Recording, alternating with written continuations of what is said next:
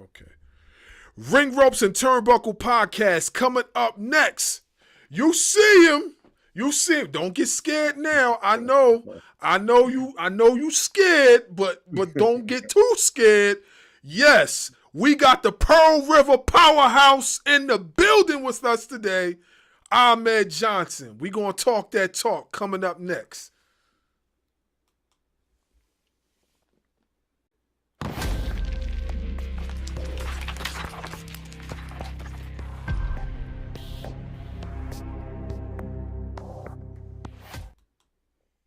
Following podcast scheduled for one fall. Introducing first, they are the Internet Podcast.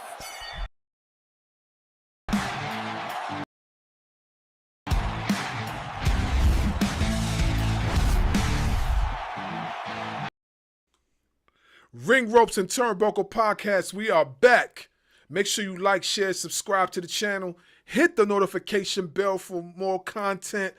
Hey, I gotta tell you, I'm gonna mark out for a moment here, so allow me to mark out and just be a little kid for once, because we got the Pearl River Powerhouse in the building. I'm talking about the most decorated Black Intercontinental Champion in WWF history. I'm talking about the guy who slammed Yokozuna not once, but twice. I'm talking about the Pearl River Powerhouse, Ahmed Johnson. Let's give a round of applause. Do some horns too. Yeah. First and foremost, we appreciate you for taking time out your busy schedule to be a part of this podcast. It really meant a lot to us. When we heard that we was going to have you on the show, we was like, we turned into little kids again. I ain't even going front. Me and my boy was talking about it. We was like, yo, man, we about to have Ahmed Johnson on the show. He was like, nah, man. He was like, no, you lying, man. I was like, yeah, man, it's true, you know. But we appreciate you taking time out your schedule to being a part of this show. It means a lot to us. Like I told you, my co-host will be in just a moment. So I don't want to waste your time. I know we on a timely schedule, so we're going to get right to it. So, all right, yeah. So my first question for you. So what was it like when you first slammed Yokozuna on Monday Night Raw? What was that like? That was rough, man, because Yoko was he said, you know, I was green, I was fresh, you know, new to the scene, and they don't take to the new guys too well, you know. So I went to Yoko and I was like, Yoko, Vince wants me to, you know, come in and slam you. And he said, well, I hope you can pick me up because I'm not going to help you. And I was like, what? Yeah. Wow. So I got in the dog and he didn't help me at all, man. That was just pure strength, man. That good country boy strength. So I got him up and slammed him anyway.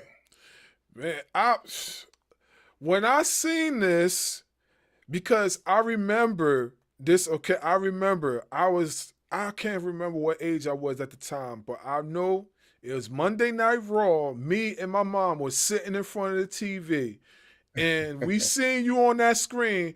They was like, you about to slam Yokozuna. I said, I ain't going front. I was in disbelief because I'm like, yo, Yokozuna is a big dude. When you slammed Yokozuna, I was out of my seat. I could not believe it. I was like, wow. Like I could not believe it.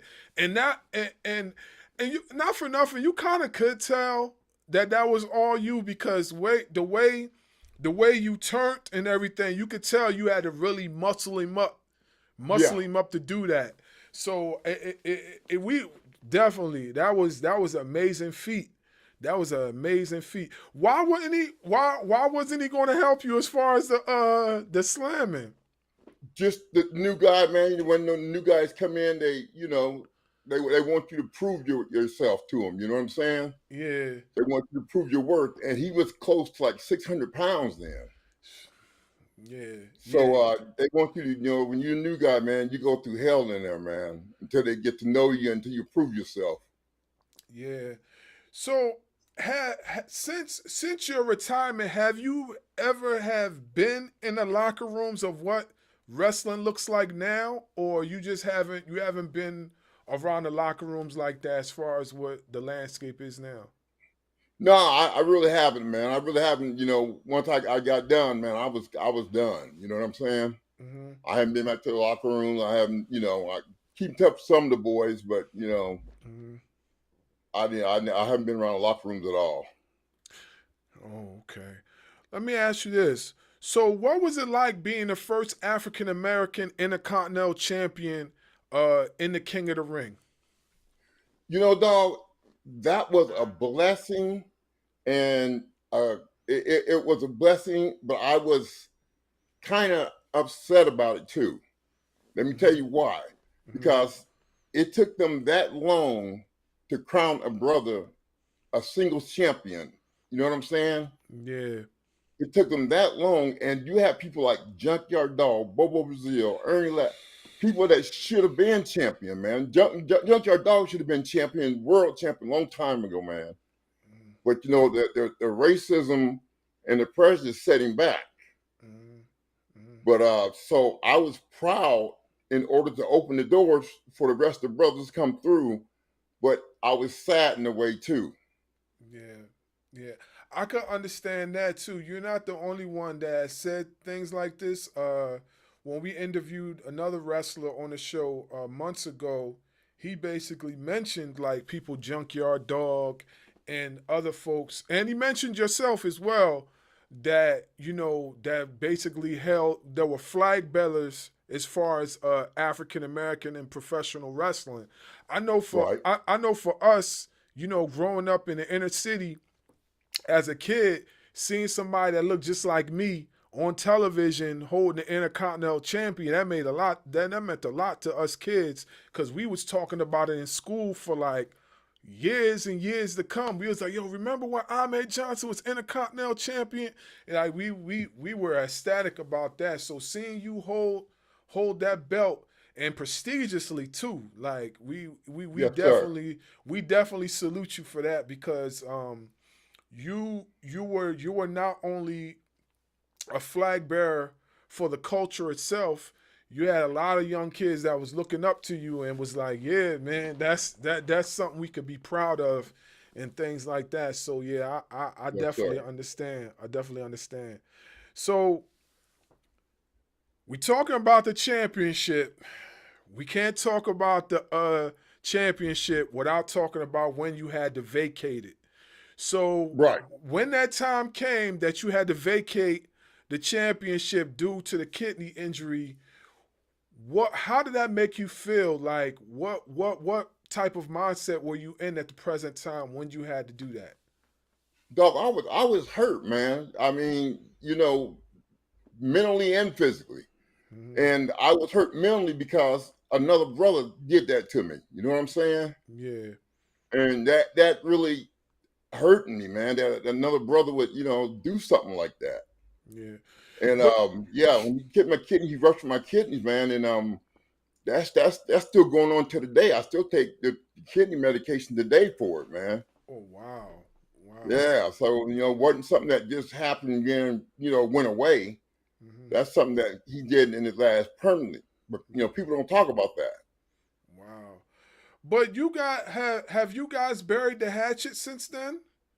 Yeah. We me and Ron talked, man, and what I appreciate about Ron was he got on a podcast and he told him, he said, yeah, he said, I'll be honest. He said, I was jealous of Ahmed. Mm-hmm. He said, I was jealous, and I understand where he's coming from because he had been in the business like 14 years. Mm-hmm. Here I was fresh in the business, and he had been world champion with WCW. Mm-hmm. And I guess he thought he was going to be the first champion in WWF, but I became the first single champion in WWF. Mm-hmm. And so he was a little upset about that, and he admitted he was jealous. Mm-hmm. He admitted it. So we talked and cleared the air, man, and brother's gonna work it out, man. Yeah, I'm so glad that happened for the both of you guys because I was big fans of both of you guys, especially when you guys had the Nation of Domination run. Oh yeah, Oh man, like I listen, if I could find it, I know I don't have it, but if I could, I would grab the kufi that I had just for that. I would grab the kufi and all that stuff that I had. Like, look, man, I ain't even going front. Like, I love the Nation of Domination. Like, just like an all black yes, faction on national TV on WWF. It's not it's something that a lot of the promotions have tried to duplicate over the course of time, oh but yeah, it's not the same. It's definitely not the same no, because you guys held your own with everybody on the roster. oh yeah, Everybody on the roster. And it wasn't like you guys didn't have no heavy hitters. You had yourself, you had Farouk, you had D'Lo, you had Mark Henry, you had Kuma Mustap. Like, yeah, need I say more? Like, you guys held your own on there. Like, if I know for me, I wouldn't want to walk in no alley with you guys. Like, you guys was like you guys was one of a kind, and I think the whole Nation and Domination run was important because, like I said before, it just set up something that is duplicated till this day. You know what I'm yes. saying? And They you could, tried to duplicate it. yeah, They tried. they tried. They tried. I think there's a few groups that have come close, something close to it. Like I don't know. Like if you had if you do you watch the current programming of wrestling today? Every once in a blue moon, I might turn to it, man. Okay, so we got one group called the Hurt Syndicate. They used to be called Yeah, they were called so you know the Hurt Syndicate. Bobby Okay, Leslie and Shelton Benjamin and and MVP. Yeah, yeah, okay. So I feel like that group is probably the closest that I've seen thus far to what the Nation of Domination looked like back in the day. I think that group is the closest, and not only that, you could see some glimpse of you guys within the Hurt Syndicate. Like, of course, Bobby Lashley, that's you, 110%. yeah, And you know what I mean? If you want to talk about MVP, that's Farouk. You want to talk about Kuma, Shelton Benjamin. Mustap, yeah, Seldom Benjamin. He's like a mixture of everybody because not only he has strength, he has the athleticism, he has all the intangibles. So he was like a mixture of every single person all wrapped in one.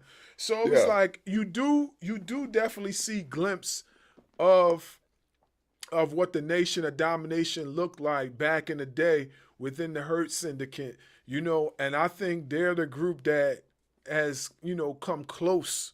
They don't almost have come close to it. I mean, of course, there was other black groups, in professional wrestling, but I think when you right. look at the microphone skills, the charisma, the whole outlook and the appearance, they're the ones that come close to it. They second to none. You Yeah, know. let me tell you a little story behind that, man. Mhm. When we got the Nation and it was all us powerhouses, all in one little fashion. Mhm. And Vince called me to the office Mhm. and he was like, I want you to see something. And he put the Mhm. tape in Mhm. and it was us walking down the ramp. Mhm. Me, Farouk, Common, D'Lo, Mhm. Ron, we walking down the ramp, and Vince was like, "Who am I going to get to believe that y'all can be beat?" He said, "It's too powerful." He said, Mhm. "Ahmed, I'm gonna have to take you back out the Nation, man." I'm like, "Wait a minute, bro." Oh. Yeah. I'm like, I just got in the nation. I just turned all my fans against me and just got in the nation. And now you pulling me out? He's like, I got no choice. He said, because nobody's going to believe that y'all can be beat. And there was talk about me and Ron tagging up. But then there was talk about that being too powerful.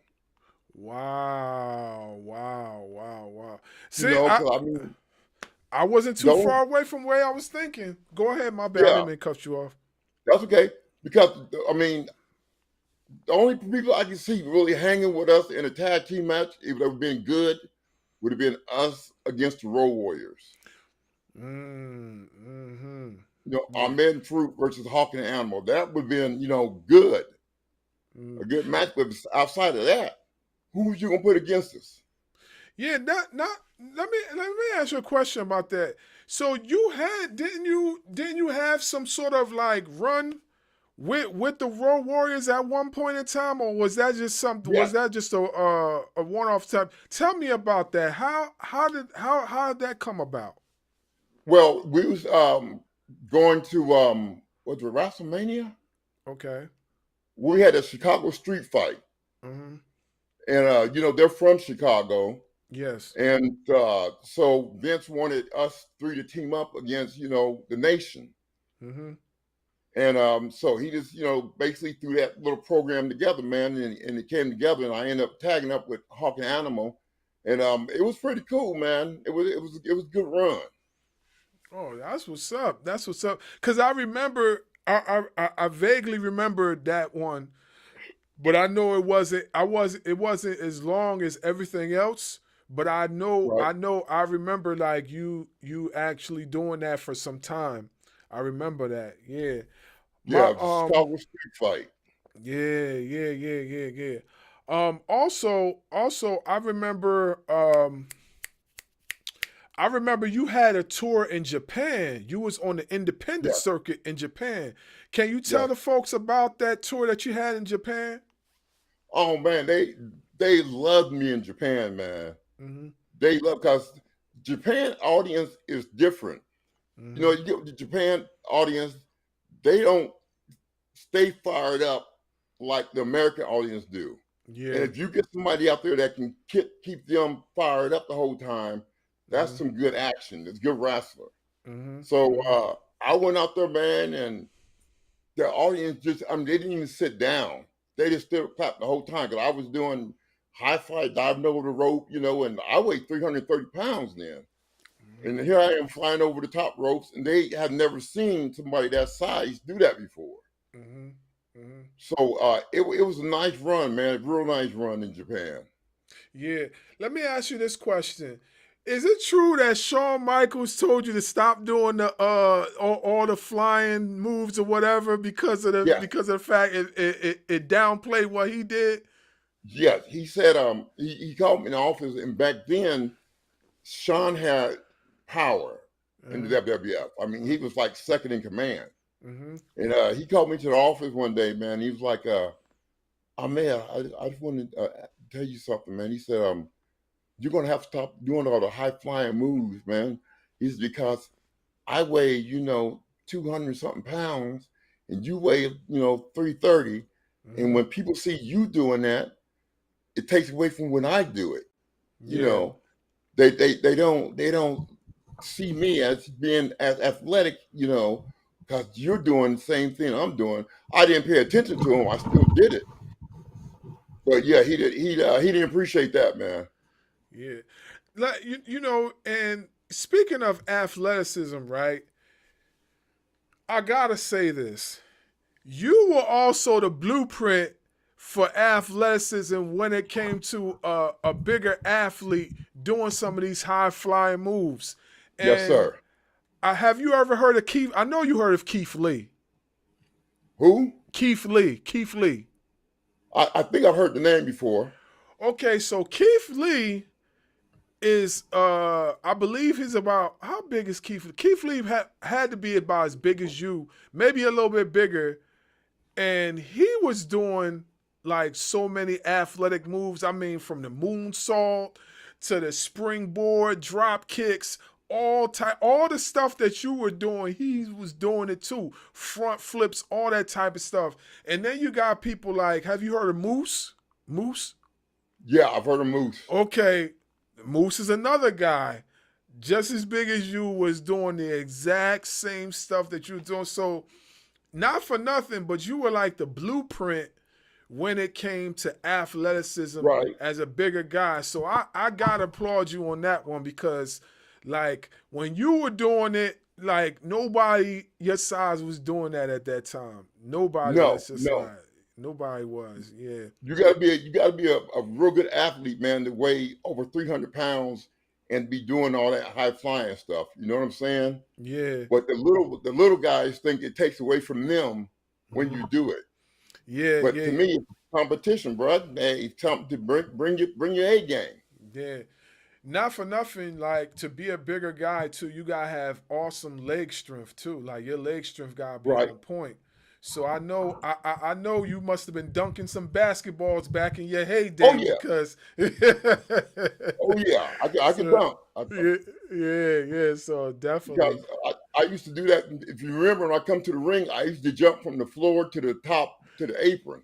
Yeah, And then yep. I do the jump over the apron, over the ropes, and in the ring. I just always had that ability because in high school on the track team, people thought when we went to track meets, they thought I was a shot putter because I Hmm. was so big, but I Hmm. didn't. I was a high jumper. So Wow. yeah, I mean my highest high jump was like 6'7". Sheesh. Wow. Mm-mm-mm. So yeah, it was different ball game, man. Genetics, genetics, Yeah. man. What I would give to have those type of springs in my legs, because I hoop all the time, and I know for sure I got some flat feet, so I know. I don't know if I can do it now though, man. I don't know. You Yeah, got too yeah, old now. yeah, yeah, yeah. I got my co-host in Dynamic Darkwing Dub. What's up, He Dynamic? yeah, he definitely has some questions for you. So go right ahead, Okay. bro. Go right ahead, bro. Tap in. First off, thank you for coming on the show, Mr. Johnson. Hey, no problem, brother. So I was reading up a little bit on you, and you played some college football. Yeah, and I played some pro football, and uh, I was in the military. I've done quite a few things for my life, man. Mhm. So how was it transitioning from playing at the University of Tennessee and getting drafted by the Dallas Cowboys? Boo. Um, Hey, I'm with you. I'm with you on that one, dog. I'm with oh you on that. damn! I'm with you on it. Dang, man, it's all good. how, It's all good. how was that transition from football to professional wrestling for you? It's totally different, man, because in football, you work as a team. Everybody works together. There's no jealousy. Everybody's trying to better each other.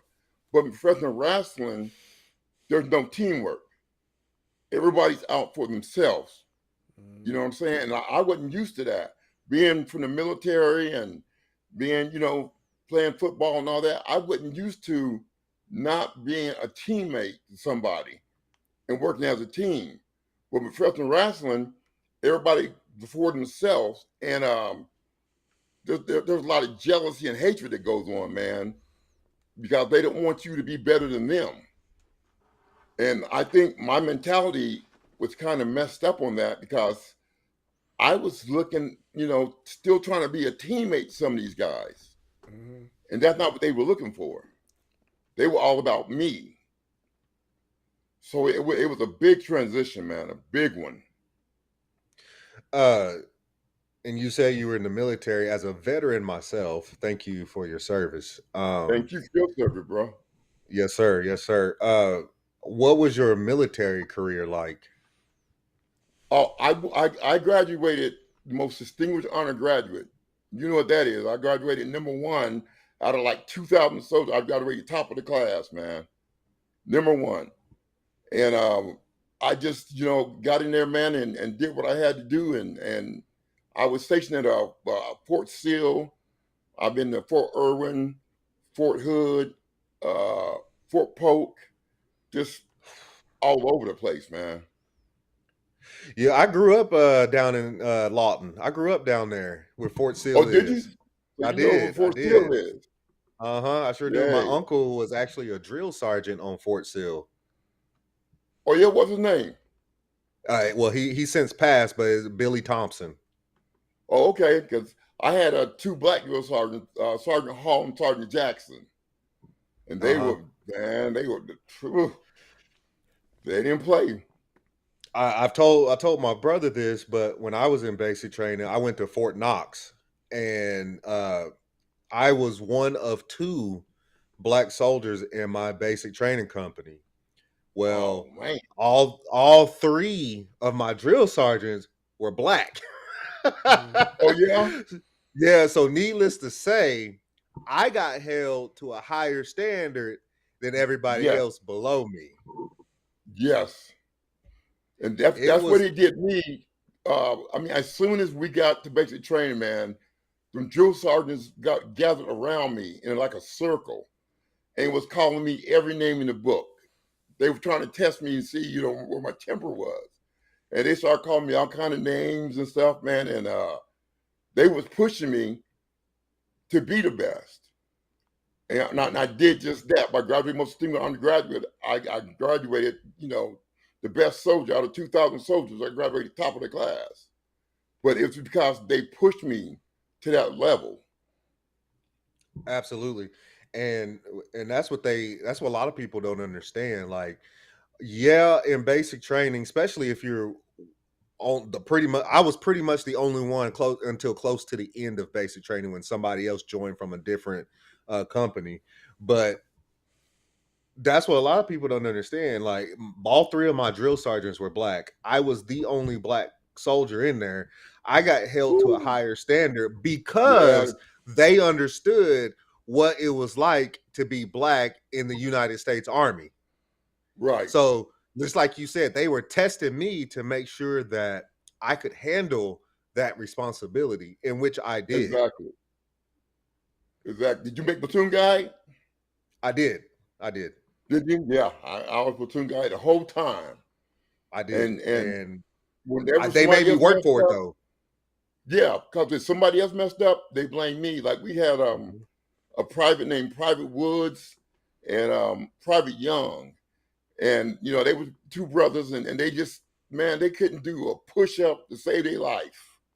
Mm. So George Harden looked at me and was like, Norris, I want them up to par. I want them to be able to do this, that, and other by the time the tests get here. And if they fail, it's because you failed me. I was like, what? I mean, why you putting his load on me, man? I'm not responsible for these dudes. And that's where they seen it, man. If they fail, I fail. And the thing was, Private Young got so good at it, man. He was like right behind me on everything. Mhm. I overtrained his butt, man. It's shows good leadership, which leads me into more of the wrestling side. So who was when you were in the WWF/E, who was considered the leader of the locker room? I say the leader of the locker room was the Undertaker. Did you guys have a good relationship? Yeah, we were me and Undertaker we were okay, man. We were okay. That's good. That's You good. A know, lot of it is people like the Undertaker, but they don't like his politics. I won't take it right. there, but but I know I've seen a lot of interviews of different wrestlers. Is like if you got in trouble in the locker room, you had to answer to the Undertaker. And with you Right. shaking your head, I'm going to assume that that's true. Yes. Yeah. With me, I was really quiet, man. Cause like I said, I was thrown off because nobody worked as a team. And I figured, we could go so much farther if we worked as a team and all got along, but that wasn't the case. So I kind of stayed to myself. And some people seen that as, oh, our man's being, arrogant or he's mean, he don't like to talk to people. It wasn't that, bro. It was just that they just wasn't a team. You know what I'm saying? So I mean, if everybody's out for themselves, I did the same thing. I was for Ahmed Johnson. They taught me real quick. Absolutely. I totally get that, especially when you're coming from a football background, teamwork. You win as a team, you lose as a team. Military background, listen, if Yeah, you don't have somebody's back in the military, somebody's going to end up unalived. You know what thank I'm you. saying? And you will get the blame for that. Well, why didn't you have his back? You're supposed to be what we called in the Army his battle buddy. You're supposed to have his six at all Exactly. times. Why wasn't you there? You're getting blamed because you guys are supposed to be a team. And then you get into a Exactly. situation where everything is individualized. Is like, I don't know what to do about that because I'm so used to working in a team. Yes. And I that's what it was. I wasn't used to being an individual like that, man. I mean, like you said, I got your 6 and your 12, and you got my 6 and my 12. You know what I'm saying? And in the professional wrestling world, it's nothing like that. Nobody has your 6, nobody has your 12. So I mean, you are on your own. did you have anybody in the locker room that you could rely on to at least partially, some way or another, have your 6 and 12? Well, there was a couple of guys that I was cool with, but to be honest with you, they were still out about their individual selves. You know what I'm saying? Like my boy is Savio Vega. That was my boy, man. Savio, Big Vader was my boy. Uh, you know, but you still, it's all about you. Mm-hmm. They would throw you under the bus in a minute if need be. I mean, Sabio, I never had, any trouble with Sabio. Sabio's always been cool, man. And Vader was cool. Like when me and Vader, we used to drive up and down the road together a little bit. And we came to the building one day and the card was up and it was Ahmed versus Vader. So I'm in there getting dressed and Vader comes up to me and says, "Hey man, I just want to tell you something." He said, "I'm gonna land in there on you." So he said, "You can land there back on me." And I'm like, he's just playing. He ain't gonna hit me hard. Please, man, we got in that ring, Vader like he was trying to tear my head off, man. But that's just the way it was, bro.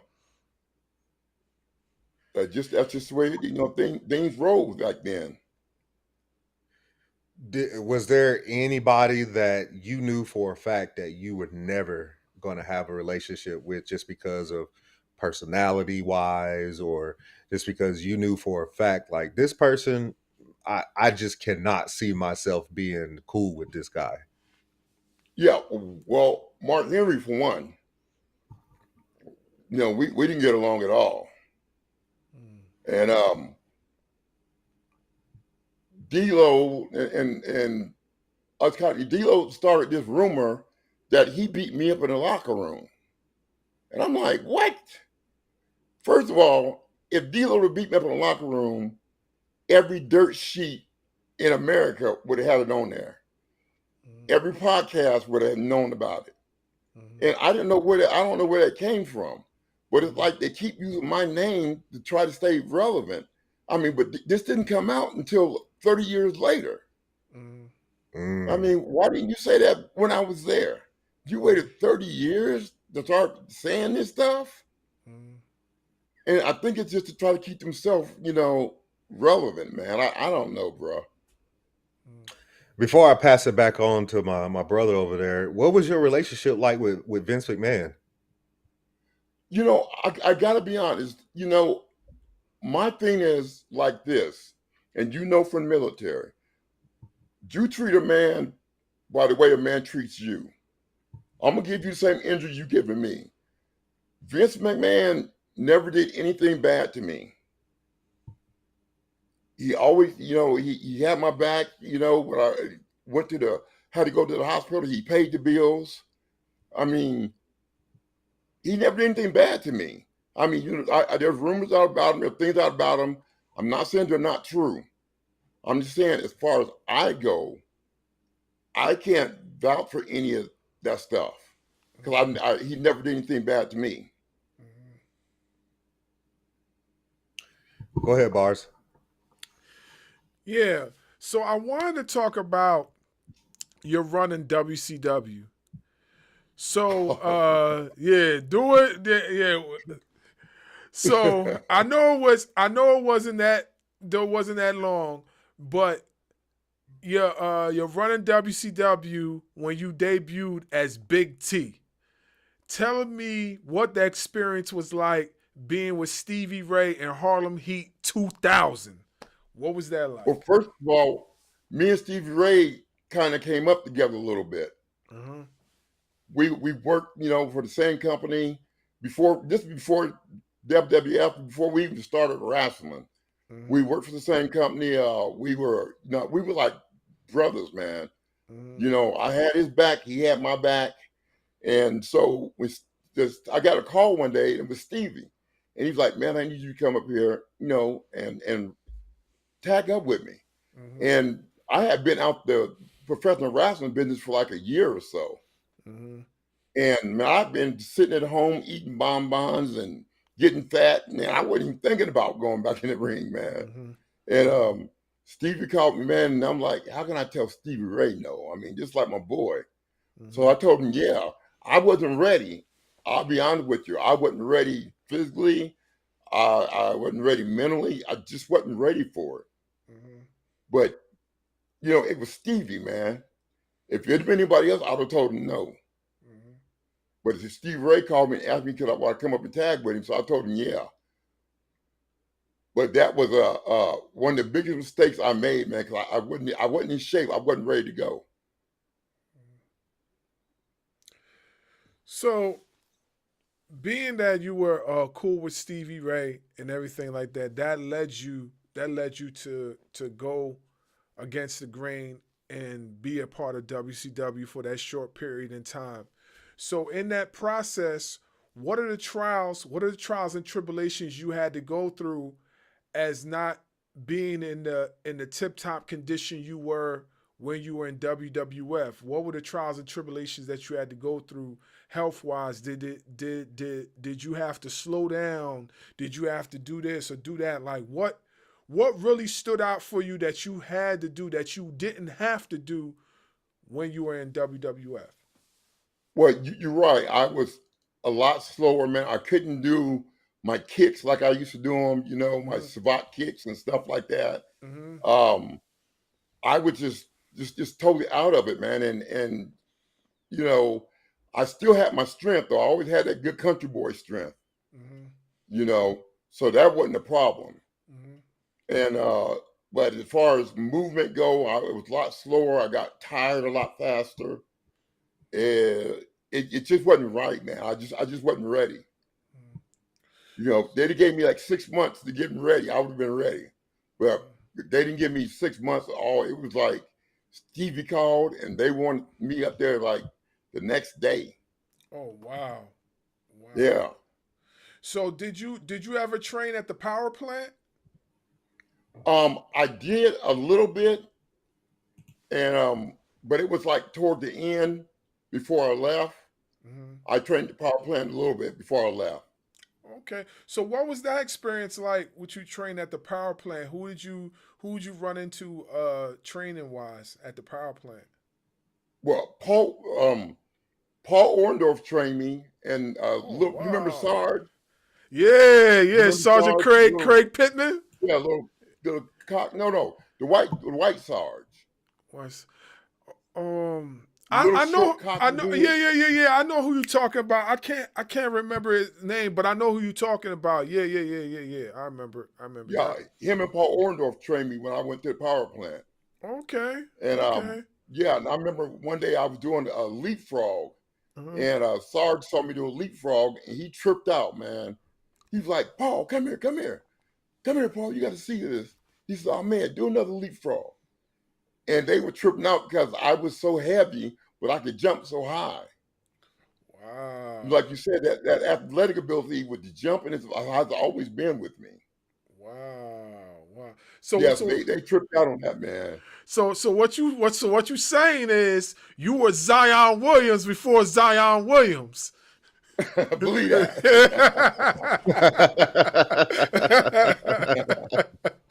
Yeah, Oh yeah. I'll never forget. I never forget. You know, when you came to the ring and you'll jump, because I know at that time the way the rings were built, those rings were a lot higher than what they are now. I know they're a lot lower Oh yeah. now. I know they're a lot lower now, but they were a lot higher. So that's a lot of ground to cover just to Yeah. get up on the top and then stand there and keep your balance and stuff like that. So let me ask you this. How high was your vertical? I used to know it because we had to do it in scout camp with the Cowboys. We had to do our vertical and stuff. I just don't remember what it was. So I don't want to give you a fake number. I don't remember what it was, but it was very good for Wow. my size. Wow.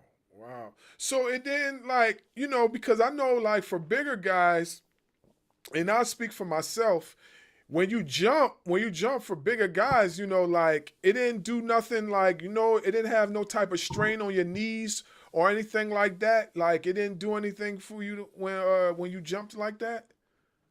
Well, you know what I used to do, man? I used to train my calves big time.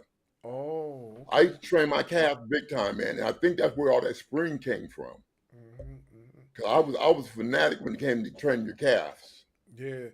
Yeah, I just started getting back on my calf muscles myself. So like I understand that calf muscles is people don't understand how important calf muscles are until you start Yeah. really training them. Like people don't understand between the calf and the leg muscles, it's very very important. And they also Oh say yeah. the wheels like create vitality. Like they say like it's like eternal life when it comes to your wheels. Like you could live longer, when you work your legs. So I hear Right. that too. So I definitely understand where you're coming from with that. And I've been blessed too, man, because a lot of the boys, like Farouk, I think he just had his hip replacement. I think Kama had a hip replacement. And Farouk asked me at one of the meet and greets, he was like, man, what body parts have you had replaced? And I was like, none. I haven't had no knee replacement, no hip replacement, no nothing. Wow, wow. So it's a blessing. It's a blessing because Yeah, I know in the sport of professional wrestling, which they call it the gladiator sport, which is true.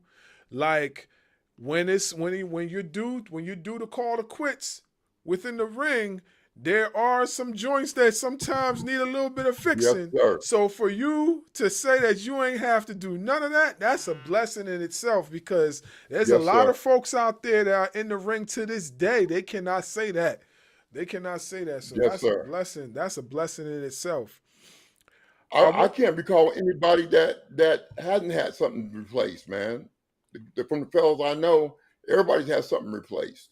But yeah, I've been blessed, man. God's blessed me, man. I haven't had anything replaced. yeah, that's dope. That's dope. My next question kind of steers away from the wrestling and it talks about your education. So, after your wrestling career, you earned a degree in criminology. What motivated you to Yes, go back to college? because my brother is assistant chief of police in Fort Pierce, Florida, Hmm. and my sons, I got two sons who are officers, Okay. and it's just something that I wanted to kind of get in there and you know get my brother and stuff like that, man, and go work for him. But then I started thinking about it, man, and I was like, I don't think this is right for me. My temper is too bad for this, man. Hmm. I can't take you spitting in my face and talking trash. And, Yeah, no, man. I would have been on the news, man. yeah, Y'all would have seen me on the news handcuffed up myself. I was like, nah, yeah, I can't do it. yeah. So, but you still have that degree though, right? Yeah, Well, it's not for nothing because you could still probably educate your grandkids or anything like that when it comes to these things so then they could probably return the favor for you. right. right? Yeah. So But I'm very, very proud of my son and my sons, man, and my brother, man. My brother's been in the department for I think almost 40 years, man. He's just got the assistant chief of police. So wow. man, I'm very proud of him, man. He worked his butt off, man. That's wonderful. That's wonderful. All right. So this question right here I got for you is about experiences.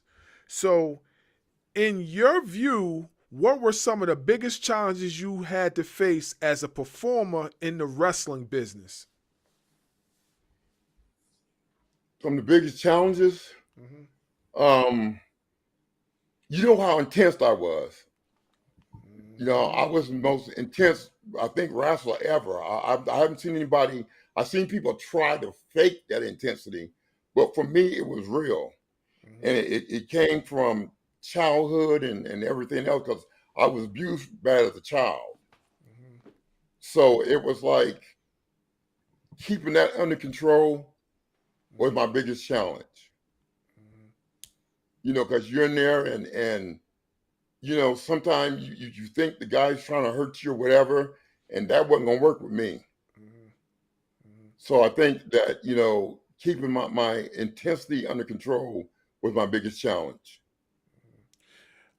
Would you say that humility was one of them too? Because like I feel like in the sport of professional wrestling, you definitely have to humble yourself a lot, especially when it comes to terms of wins and losses. You might be facing somebody that you're expected to win, like like you being the brolic athlete that you were, and you facing somebody that's like a toothpick or whatever, but they're gonna go over at that point in time. You have to bring yourself down like 3 or 4 notches humility wise just to be able to accept that. I could say, or you could say, like, is that something that you had to like really like come to terms with at times when it come to working a match? No, you know what? To be honest with you, if you watch my matches, I heard it. I don't. I've probably been on a beat probably 3 or 4 times, Mm-hmm. and people don't realize that I didn't get beat that much. I mean, if I lost maybe 3 or 4 times, but Mm-hmm. it hurts your pride, man. Mm-hmm. Especially when it's somebody that you could squash them if you had to, Mm-hmm. but you got to bring that under control. Mm-hmm. That's all about control, man. And but yeah, that was a big point of it. So then, being that I'm in the counseling field, we always say that you had to work on your coping skills, the coping mechanisms, and things like that in Yes. order to be able to. So I get it. I get it. I don't wrestle, but I know there's times I have to work on certain things to keep myself well grounded. So Oh I yeah. understand. I understand totally. I get it. I definitely understand. Go ahead, Doug. So what what was the feeling like when you became the first ever African American to win the Intercontinental title?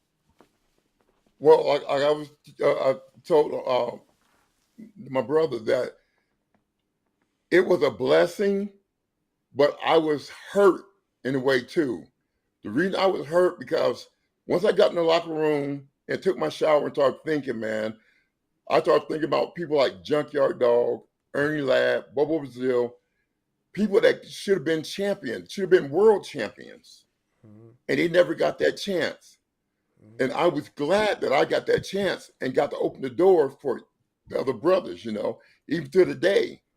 If I wouldn't have carried that single champion, intercontinental champion, if I didn't carry that well, that would have been an excuse for them not to have another black man as champion for the next 10, 20 years. But I carried it well. I carried it with pride. And I carried it with a lot of, I was very honored about it. But I was hurt that, the guys that came before me didn't get a chance to do that. And they should have. They should have. It should have been Junkyard Dog before they were with Ahmed Johnson champion. Junkyard Dog should have been champion before I was champion. Because Junkyard Dog and the people loved him, man. But the only reason he didn't get to be champion was because he was black. That was the only reason that man didn't become champion. Do you feel like, do you watch the current product? Every now and then I might turn to it.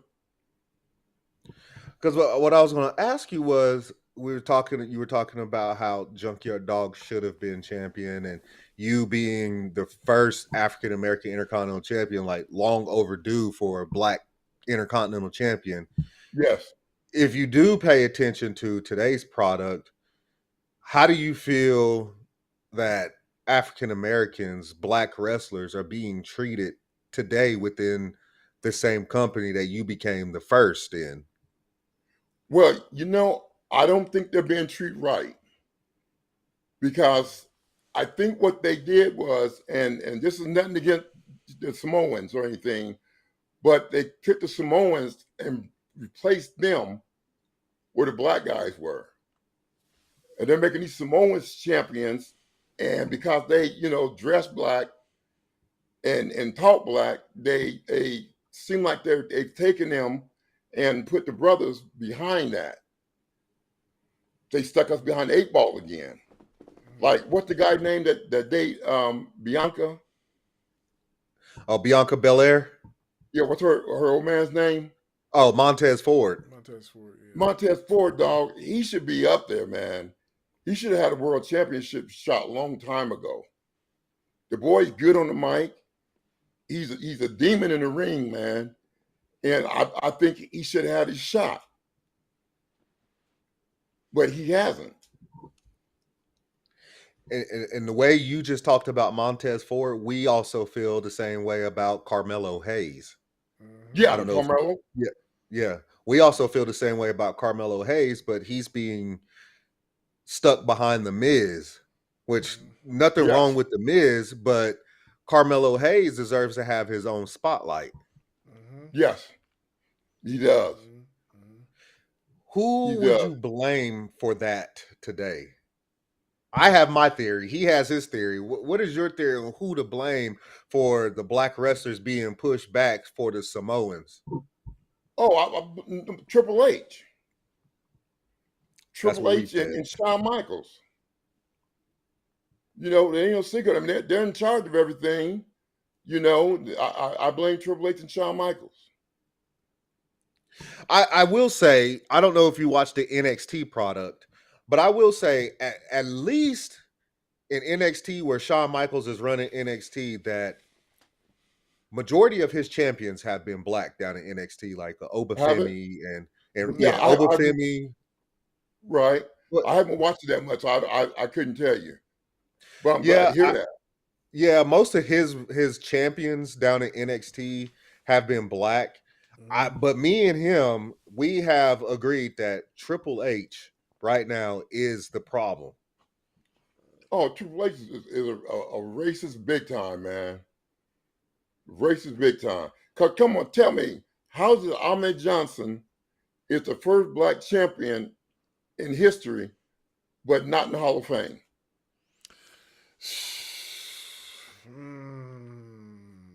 Dun dun dun. How did you put any other brother in the Hall of Fame before Ahmed Johnson, and he was the first?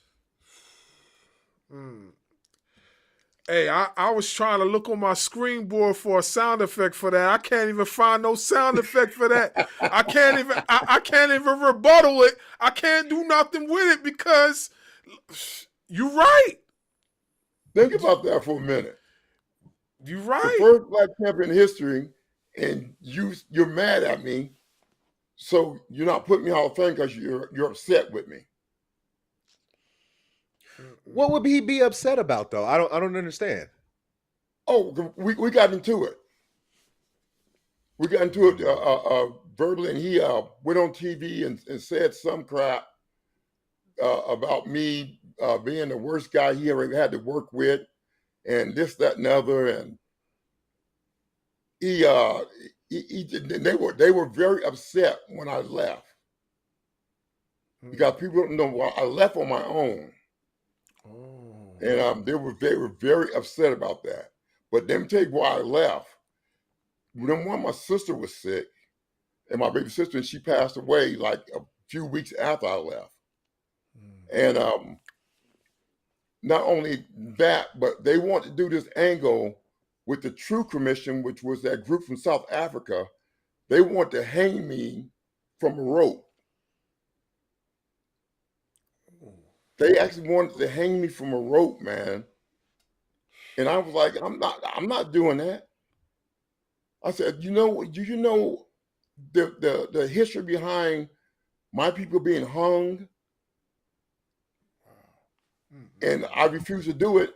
And Vince was like, well, I need you to do this, or, if you don't want to do it, I can't use you. I said, well, hey, I'm gone. I packed my bags, dog, and left, and that was it. And they've been upset with me ever since. Ever since. I say let them be upset. Oh, yeah, I ain't sweating it, man. Come on, God, you got people like Ted Turner in the Hall of Fame. I mean, come on, that ain't no Hall of Fame. That's a Hall of Shame, man. Got Donald Trump in there, like.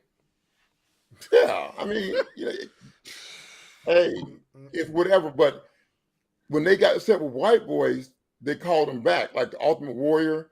Warrior dogged them out many a times, but they called him back and put him in the Hall of Fame.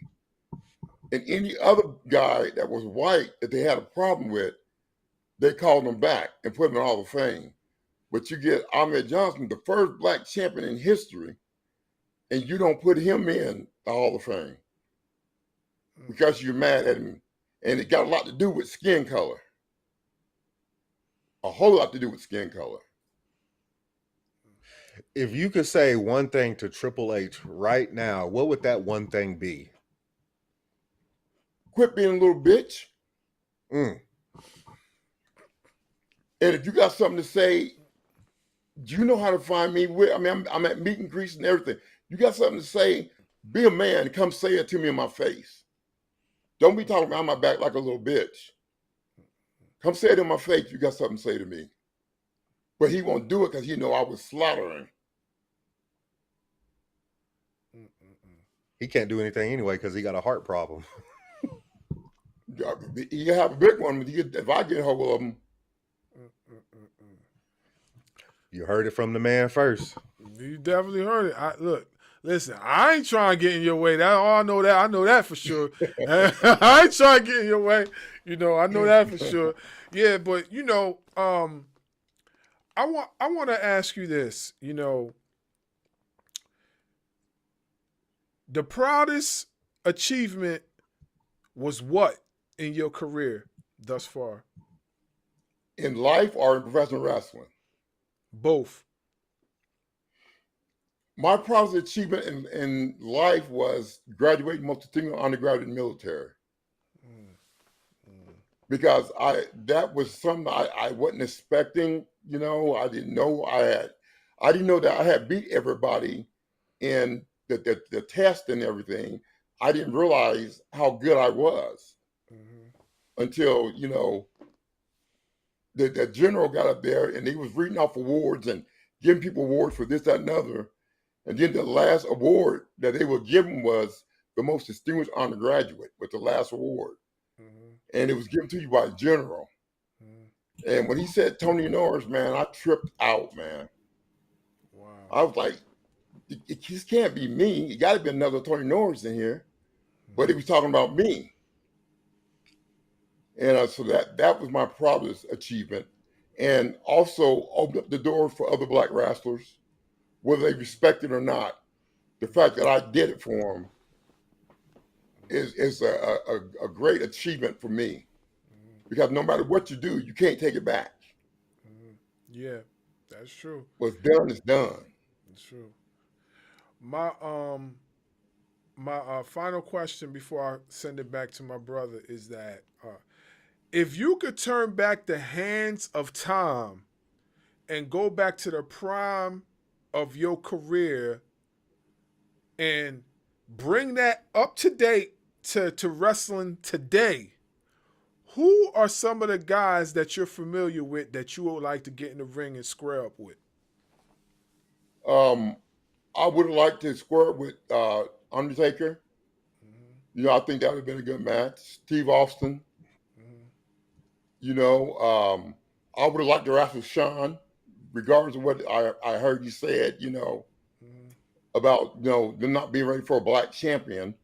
I would like to be in the ring with Sean, and who else would I would like to be in the ring with? Those about the top three that I never got to get in the ring with. I would have loved to be in the ring with. You And know Psycho who? Sid. Yes, yeah, you versus Sid would have been dope. Yeah, Yeah. yeah, you versus Sid would have been dope.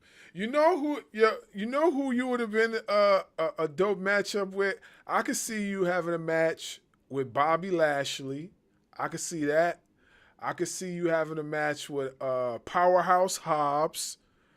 I could see you having a match with Keith Lee. And there's a few. Yeah. There's a bunch of guys that I can see, like, if you could bring back your youth and put it in today's wrestling, that you will have some bangers with. And I definitely could see you wrestling in AEW because, for one, athletic big guys, they flourish in AEW. Like 110%, they flourish in AEW. You would have been a shoe in the AEW. I know you familiar with AEW, right? Yeah. Yeah, I you would have been. I watch them every now and then. Yeah, you would have been a shoe in AEW. That would have been fire to see you in an AEW. Yeah, I would love to go against Bobby Lashley, man. That would have been a good one there.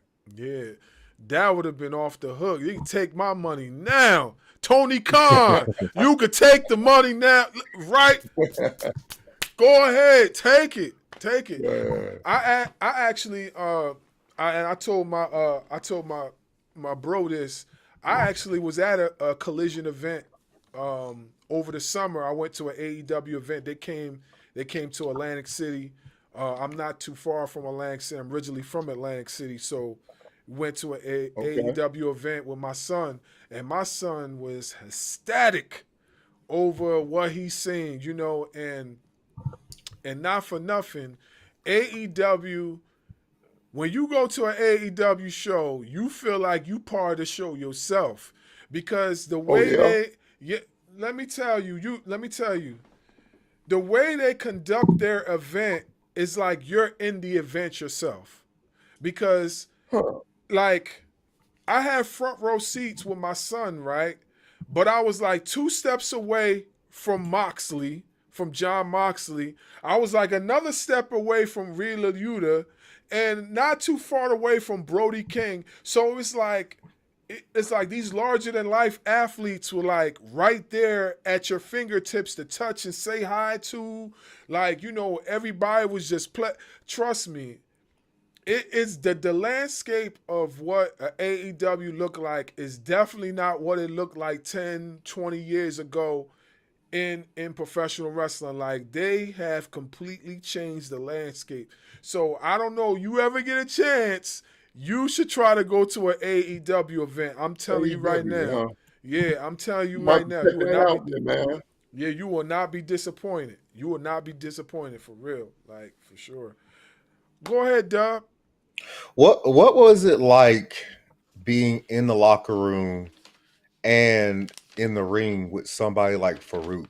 Because you guys are both, football players. You both went into professional wrestling. You guys are both powerful black men in an era where powerful black men were not prioritized. What was it like sharing that locker room with somebody like Farouk? Farouk was cool, man. After we got that over that kicking incident, once we got over that, we were cool, man. We rode down the road together. We were, we were pretty tight. We got pretty tight for a minute there. And the thing is, it was like you said, it kind of upset me that they kept putting us together with each other because other people were scared to get in the ring with us because they were scared of my intensity and Farouk's intensity and power that we had. So, I mean, they kept putting us with each other when I wanted to really tag up with Farouk. I think we'd have been, I mean, a top tag team. You know, I could even see us going against the original Harlem Heat, Booker T and Stevie Ray. That would have been Yeah. fire. What? Take my money. Just go ahead. Just let me empty my pockets now. You just go ahead and take it, because I'd have wanted to see that. That would have been crazy. Yeah, for sure. Yeah, that'd have been a good match. Mm-hmm. So we know Or even that. Steiners. Yeah, You Steiners. know, go Yeah, get some absolutely. Steiners. That would have been cool. Mm-hmm. So we know that there is a certain individual that is on the board of directors with TKO right now that goes by the name of Dwayne "The Rock" Johnson. Oh Lord. Well, I was just gonna, I was just gonna ask if what y'all's relationship was like, and if it is a good relationship, why do you think that he hasn't pushed for you to join the Hall of Fame? He was mad at me from jump because they named me Ahmed Johnson. His dad was Rocky Johnson. And he didn't like me having the Johnson's last name, which I don't know why he did that. You know, they could have called him Rocky Johnson, whatever. But, you know, they gave me his dad's last name, and he didn't appreciate that. And I didn't appreciate it either. I didn't want that last name. But I mean, you know, what do you say when the boss says that's your name? That's your name. And he's been upset. Has been still upset about it, I believe. It's weird that he would be upset about that, because I've read a few things and heard a few rumors that, like, yeah, he always gave big ups to his dad, but their relationship wasn't all that great. Right. That's what I hear. So I'm I don't curious as to know. why he would be so upset about that then. And I plus, don't know. He just and didn't plus, the appreciate it, last name man. Johnson is a very popular last name within the Black community. Yes, it is. Yes, it is. So that's a weird thing to be upset about. Yes, it is. And I think he was upset too because, I mean, he wasn't the first Black singles champion. I was. And, you know, his dad and Tony Atlas was the first Black tag team champions.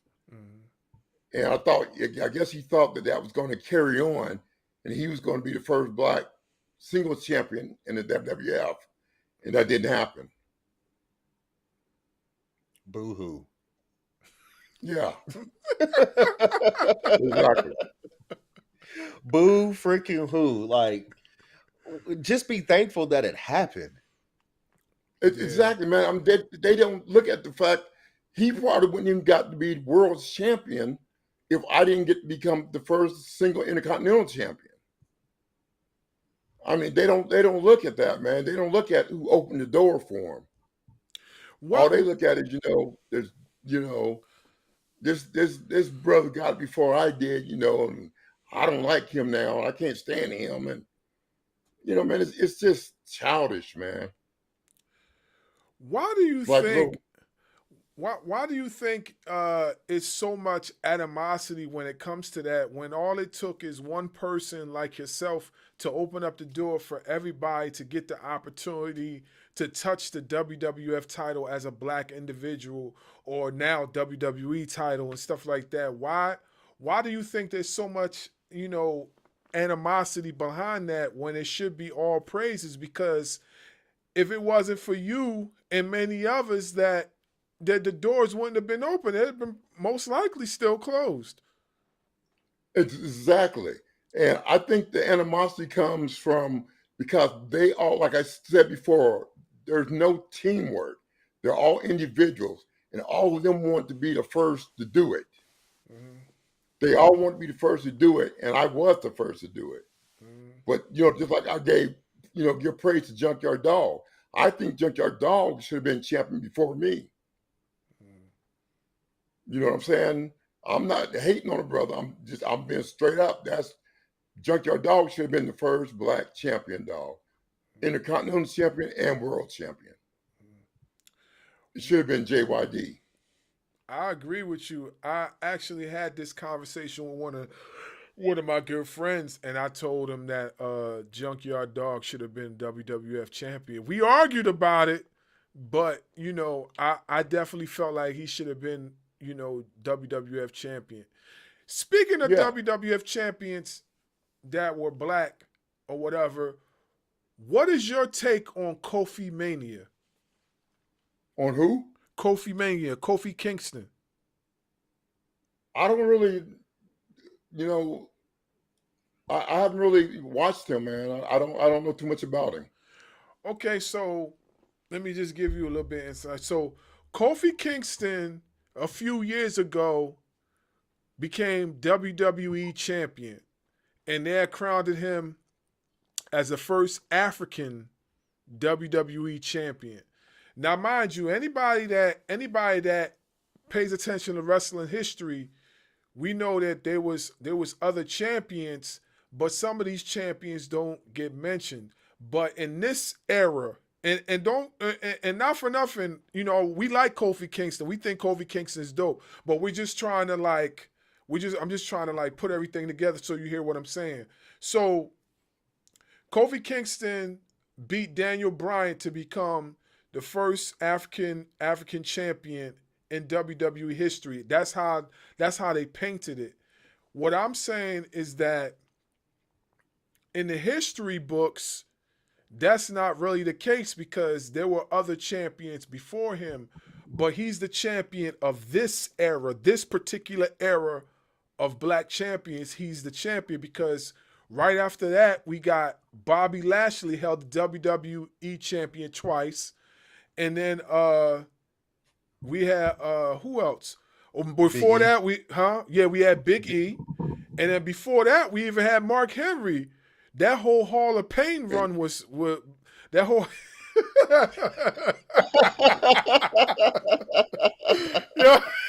yeah.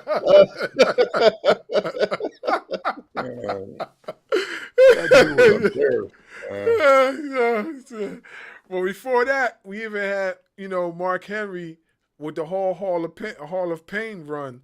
So, what I'm saying is that why can't this company just bury the hatchet and recognize that accomplishment that you had made as far as opening that door?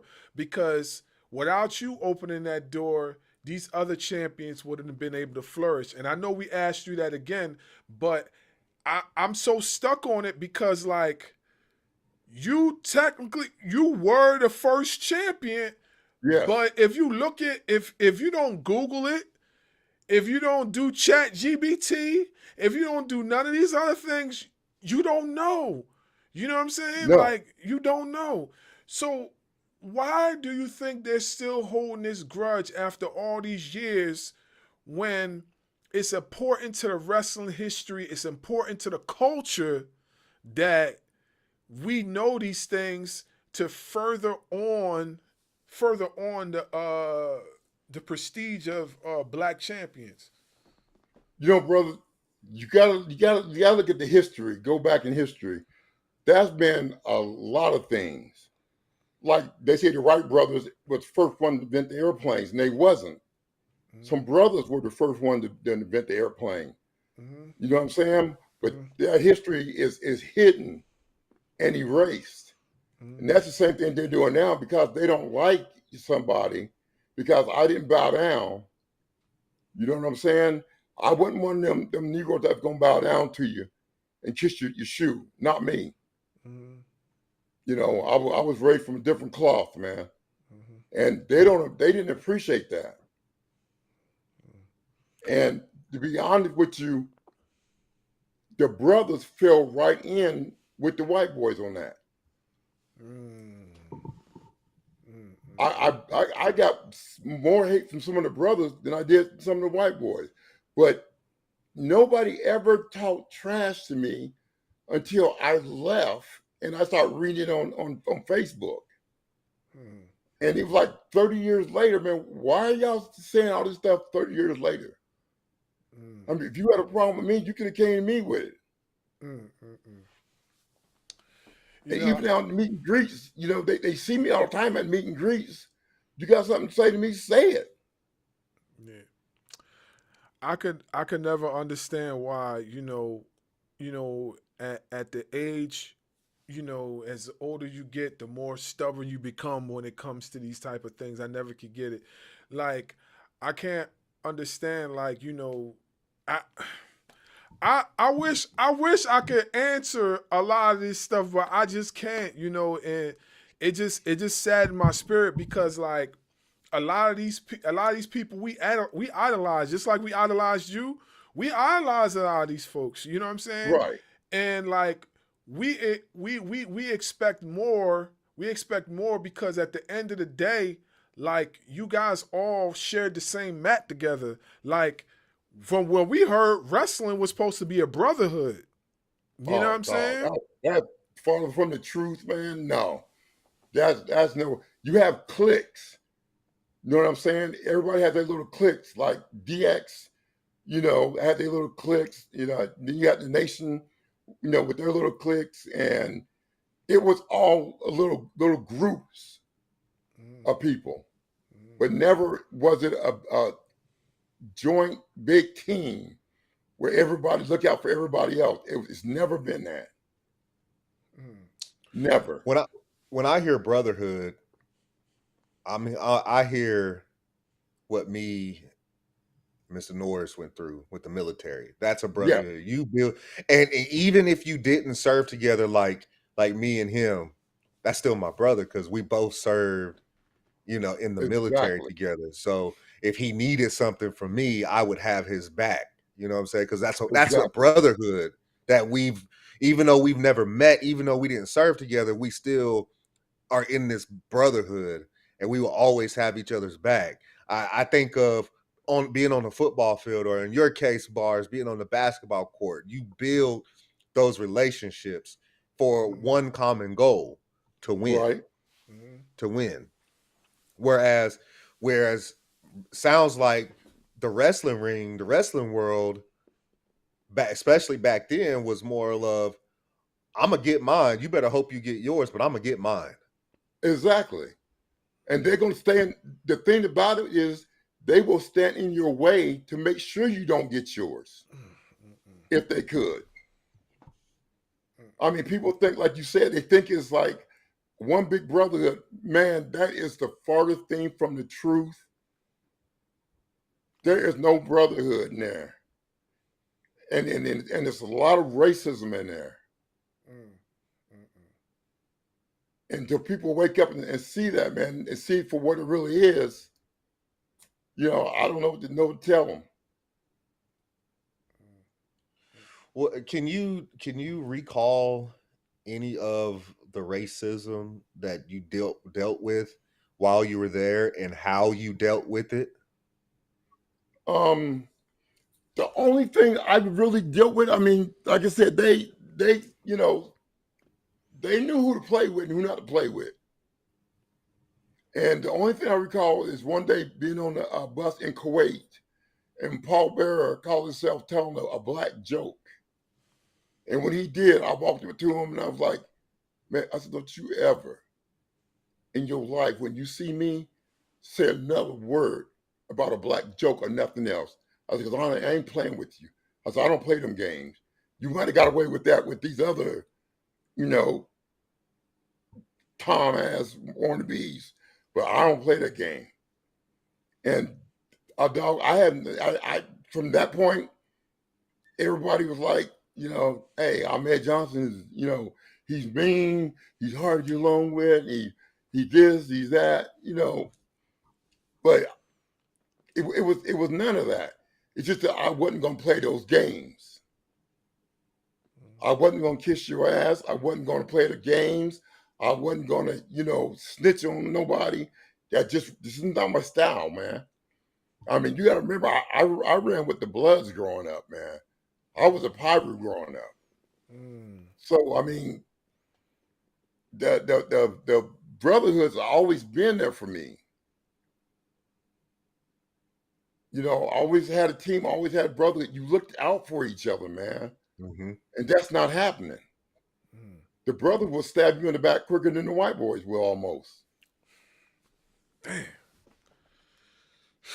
Man, I'm just saying damn, because like you telling a story that me and my bros been talking. We was just talking about gang We sure warfare was. earlier. We were just talking about growing up in the hood and having to Yeah. fight your way through the corners just to get to school. I told him my whole situation. It wasn't until I learned how to box, and then I started flooring cats so they could leave me alone, so I could just get to school. You know what I'm saying? So, hey man, like, this is surreal for us because we literally was talking about this earlier today. We literally was talking about the exact same thing you said. We was talking about it, man. Brother, even Steve Ray will tell you, I have not been into a fight, okay, where I didn't knock the person out. Not one fight in my life have I been in where I didn't knock the person out. And Steve Ray, I'll tell you that. I mean, me and Steve Ray were tight, man. We ran our side of the hood. Mm-hmm. We ran our side of the hood and some wrestling. Mm-hmm. And the only reason we got into wrestling was because Ivan Pusky, I don't know if you remember Ivan Pusky. Yeah, I know. Well, he opened up a school here in Houston. Mm-hmm. And Stevie was like, man, we got to go try out, man, and go to school. And that's how we got started with Ivan Pusky. Wow. Wow, that's dope. That's dope. Like, yeah. Damn. Well, this is my last question, and then I'm going to just go back to Dub. My last question is the historic win of the Kuwait Cup that you did in 1996 when you Yes. defeated Triple H in the finals. Yes. What type of moment was that for you, and what did that do for your career? That was great, brother, because once again, you're talking about I was the first American to ever win the Kuwaiti Cup and the first Black American to win that. So, I mean, you know what I'm saying? That's another title that they're denying me. But I was the first African American to win the Kuwaiti Cup and the first American to win it. And that was great, man. I love Kuwait, man. I love Kuwait. Yeah, this when I looked it up and I seen it, and I probably missed it, but that was the first time of me knowing that. And it's a good thing I looked it up, because I said, yeah, I gotta ask you this, because I didn't even know something like this even existed at that point in time. So before I pass it back to my bro, like, what was the Kuwait Cup created for? Like, when did that even start? I'm not sure when it started. Okay. But it was, I mean, bro, it was just nice. I mean, they gave me the Kuwaiti Cup. I would go get it, but it's upstairs. Mm-hmm. But it was real silver. Mm-hmm. It was made from real silver, man. And it was like, I mean, that big, man. Mm-hmm. It was huge. Mm-hmm. And the Kuwaiti people took to me like fish to water, man. Wow. There was no racism. There was no nothing. They loved some Ahmed Johnson. Wow. Yeah. Yeah, it's just dope. I said, when I seen the question, I said, you know what? I gotta ask you this, because I was unfamiliar with the Kuwait Cup, but now that you tell me that, now I gotta look up more, and now I gotta go back and find these matches that you had in the Kuwait Cup so I could talk about it and stuff like that, because I was unfamiliar with it, but now that you mention it, now I gotta go back and do some more research. Yeah, I beat Triple H. I beat Stone Cold, Farouk, Owen Hart. and I can't remember who else I beat, but I beat all of them for that cup. Wow. Wow. Yeah, I'm definitely going to go back and look at it. Go But ahead, that's just Dub. them trying to hide. That's just them trying to hide some more history. They're trying to hide it. Well, they can't hide it no more because it's on our show and we going to put That's it right. out there. So you ain't even got to worry about it. It's on our show. Everybody's going to know. We going to make sure we clip this everywhere. No, you going to get this work. You going to get this work and you going to know what this man had did in African American history when it came to professional wrestling. You going to know because we going to Exactly. tell it. So we got to worry about it now. It's already out there. It's already out there. Go ahead, Doug. What's one misconception about Ahmed Johnson that you would like to clear up? That I'm hard to get along with. I'm quiet, and that's just the way I was quiet in the WWF because, like I said, it wasn't a team atmosphere. It was everybody for themselves. So you had to watch who you talked to, what you talked about, because it'll get back to Vince's office quick. So if you're smart and like we all know the streets, you know what I'm saying? There's certain things you can put out there in the streets and certain things you can't because somebody come and blow your head off if you put the wrong thing out there. So I was like just really quiet, man. And I didn't mess with, I used to bring my buddies with me to the matches because I didn't deal with the boys. Mm-hmm. Wow. What And is that's Go the ahead. biggest misconception is that Ahmed Johnson's hard to get along with. But every fan on my Facebook and stuff, they would tell you, I talk to them and communicate with them big time. Just like I don't think they did right when your boy Mo just died. They didn't do a tribute to him, did they? Who you talking about? Mo from Men on a Mission. Oh no, there was a tribute. There was a video package I believe that was done for him. There also was a few wrestling podcasts that covered Sir Mo as far as like his championships that he won as a singles competitor and what Men on a Mission did for professional wrestling as a black tag team. Uh-huh. And they showed a video. I believe they showed a video of Men on a Mission when they turned heel.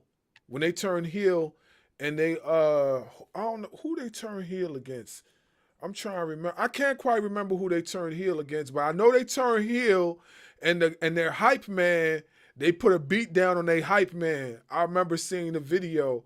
That was their first heel, one of their heel turns from then. So Okay. they did, they did put a video package together for him. I do remember seeing that. Okay, because I remember when let me tell you, Kamala, man. Kamala has put everybody over in WWF. I mean, he's put over The Undertaker. He's put over Hulk Hogan. He's put everybody over. Do you know this man had no money, man? I called Kamala one time, and Kamala was outside hunting for squirrels because they didn't have food to eat. Wow. He was outside hunting for squirrels, man, so him and the wife could have something to eat. Wow. And that man deserved a lot better than what he got, man. He deserved a lot better than what he got. But for some reason, they dogged that man out, man. Mm. Wow. I didn't even know that one. I know Kamala definitely jobbed to a lot of wrestlers, but Mhm. I didn't know how bad his situation was. I did read he was going through some health issues. I did read about that, Yeah. but I didn't know how bad his situation was until later on. And I was like, dang. And he he just recently they just put him in like the Hall of Fame or legends type of thing, right? Am I correct, Dub? They just put him like in the legends. I believe so, something like that. Well, Yeah, they should have given him a legend contract a long time ago because that gave him some money. yeah, exactly. You know, you don't wait till a man die to do that, man. Come on, man. Yeah, yeah, exactly. You know, they But like I notorious said, for that. every white guy that they've been in an argument, they forgiven and brought them back and put them in the Hall of Fame. But Ahmed Johnson, just because I didn't do anything wrong to him, I just walked off. You know what I'm saying? I wasn't going to hang me. You were not going to hang me. And my sister was sick too. No, that wasn't going to happen, bro. And for that, you know, they're blackballing me. That if that had aired on TV, that would have been the biggest controversial everything in the history of professional wrestling. I Man, listen, Man, I wouldn't be able to show my face again, man. that would have been bad. That would have been real bad. I think if that had happened, yeah, my mother would have made me turn off the TV. Yeah, I That'd mean, have been it for me. even today, how much respect would y'all have for me if I would have done something like that? Let them hang me from a rope. Some guys from South Africa, which the guys were cool. Mhm, I mean, the True Commission, they were good guys, man. mhm, They had no choice in the matter. They mhm, were just going to do what they were told. mhm. But they were good guys, man. But it's just the gimmick was from South Africa, and it was at the time apartheid was going on, Mm-hmm. where blacks Mm-hmm. were being hung. I Mm-mm. mean, y'all couldn't have looked up at me and respected me, man, if I'd done something like that, man.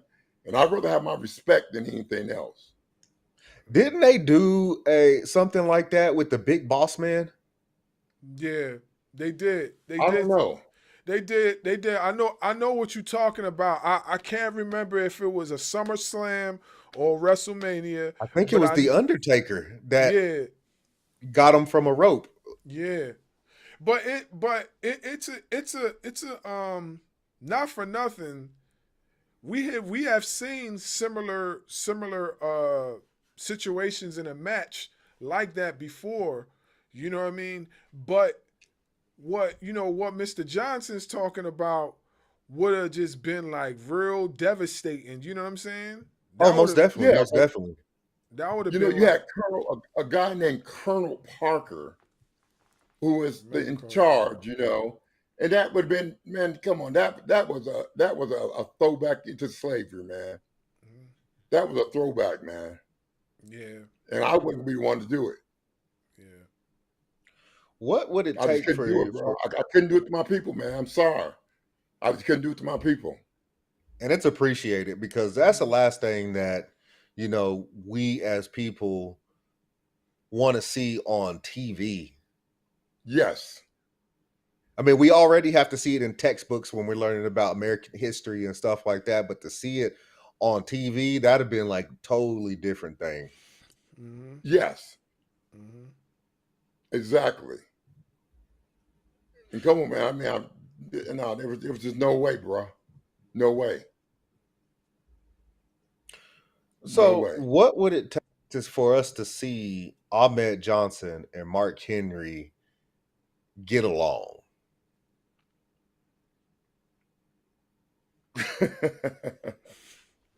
Let me think about that one, man.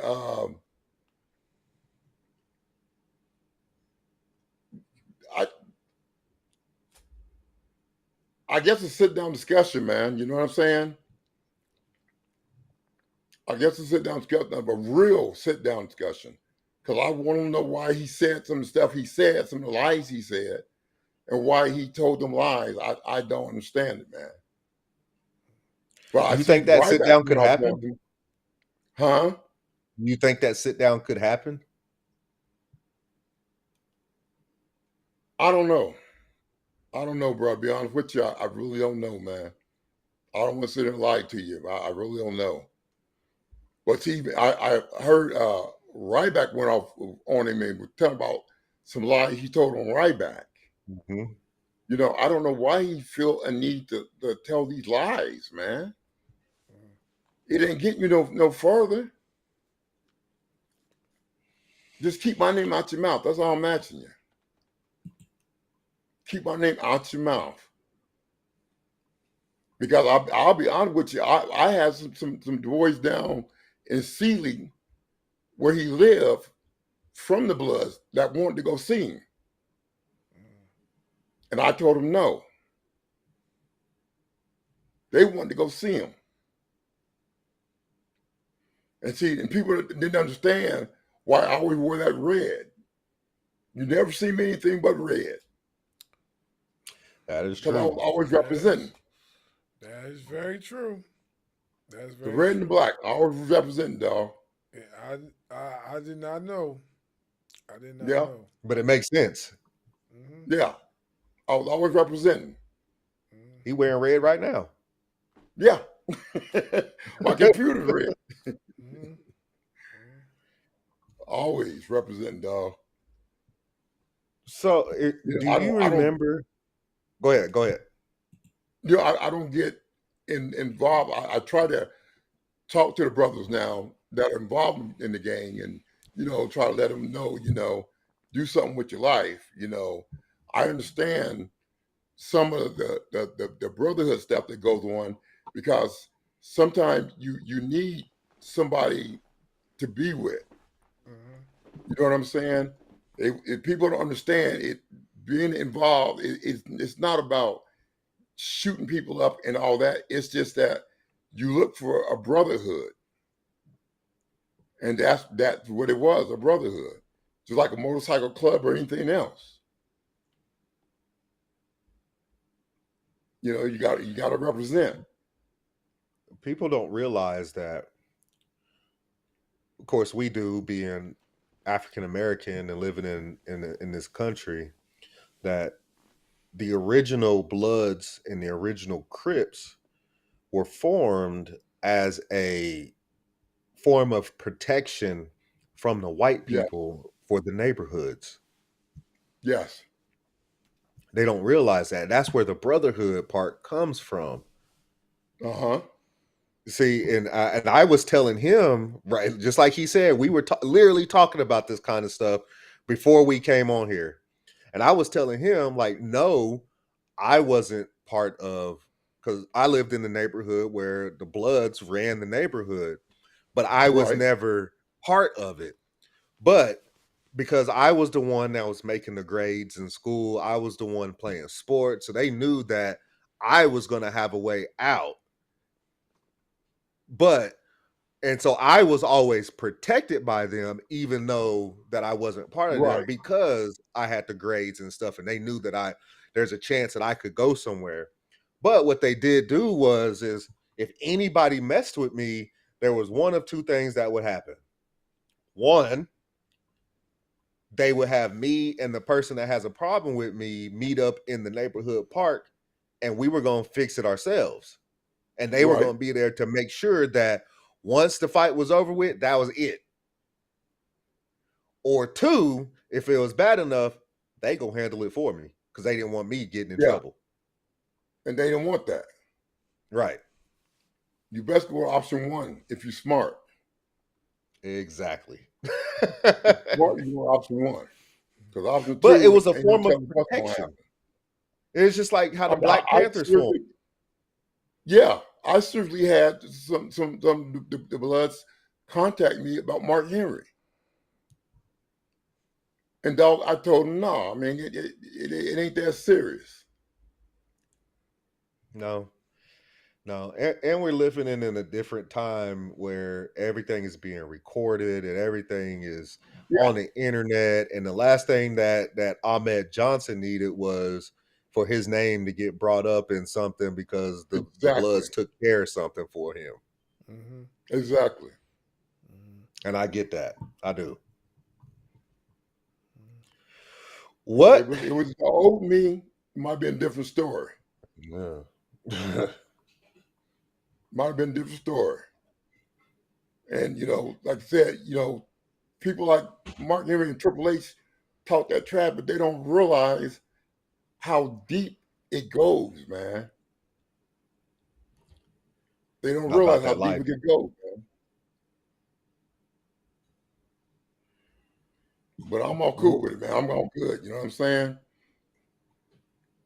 If you could, 'cause I don't want to make this gang related, but we understand where you're coming from and the Bloods and stuff like that, because at the end of the day, it was a form of protection. And that's how Right, Bloods and the Crips and even the Black Panthers was started, was a form of protection for their people. right. So if you can you remember what Vince McMahon said to you when you first got to the WWF? What did he say to you about your potential? Um, it was cool because he just brought me in. He didn't tell me when he sent me out for my first match. He didn't tell me if I was a baby face or a heel. He said, "I want you to go out there and let's just see how the crowd reacts." So I didn't wasn't a baby face or a heel. He was just wanting to test the water, and the crowd went crazy when I came out there. And from that point, I was a baby face. I was a baby face, but I wrestled like a heel. Right. How did you come up with the name and the move, the Pearl River Plunge? Well, that Vince came up with that Okay. because that's supposed to be from Pearl, Mississippi. And I'll be honest with you, I ain't never been to Pearl, Mississippi. I don't even know where it's at. that's the gimmick that they gave me. You know what I'm saying? I ain't never been to Pearl, Mississippi. I ain't never been to Mississippi. Period. But that was the gimmick, man, and that's what they called it. So we went with it. Nothing wrong with that. I Yeah, always yeah. remember that because I remember when the WWE games first started coming out on PlayStation 1, the first person I always chose was Ahmed Johnson. Yeah, now see, Ahmed. Now I came with the name Ahmed. Ahmed is a name, an African name. It means worthy of praise. Mm-hmm. And like you said, Johnson is a very common used name in the black neighborhoods. Mm-hmm.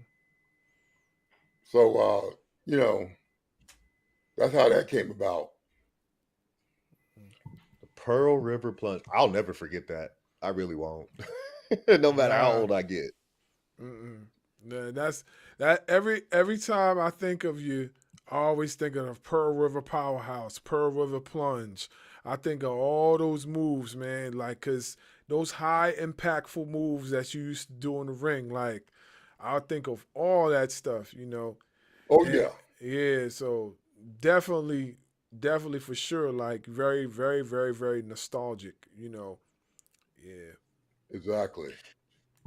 If there's one thing in your wrestling career that you could change, what would that be?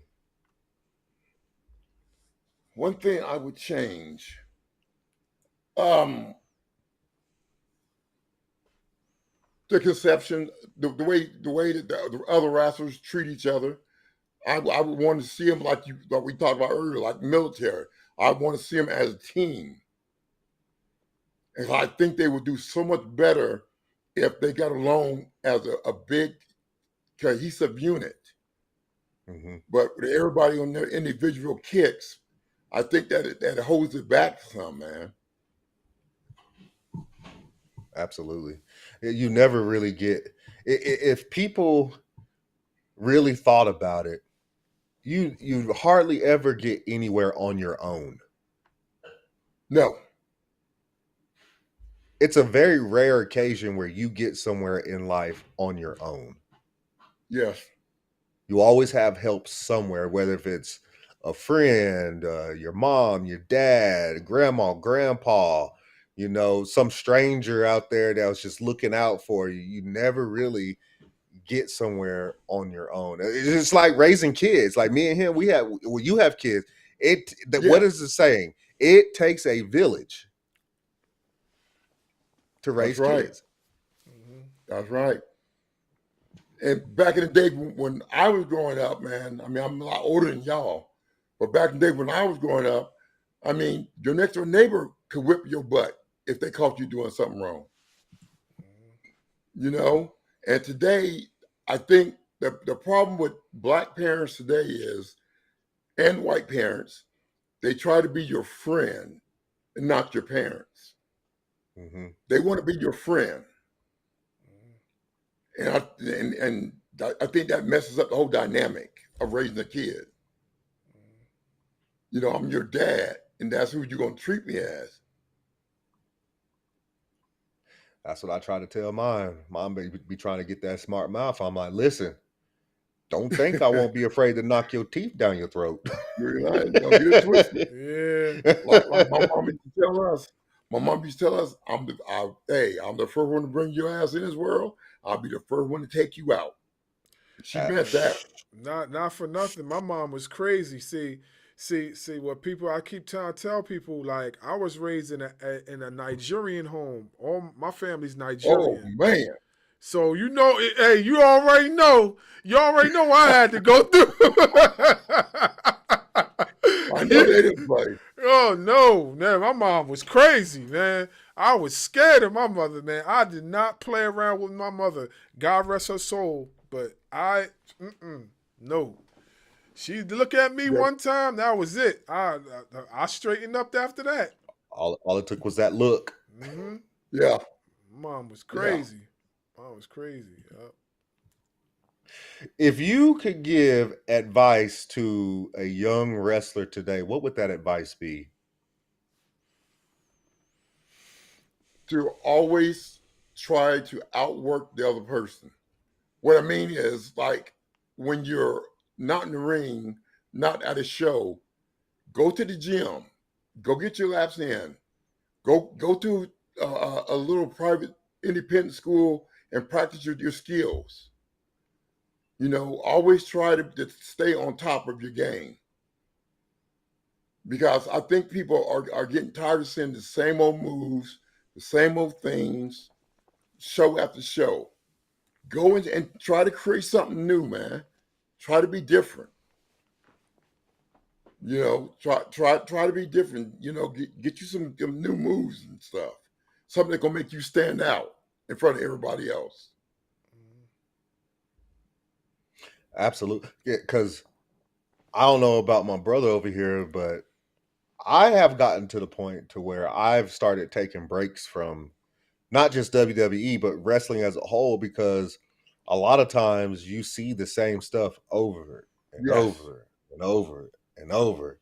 So I find myself, okay, I need to take a break from this. And then I'll come back Yeah. in a few weeks.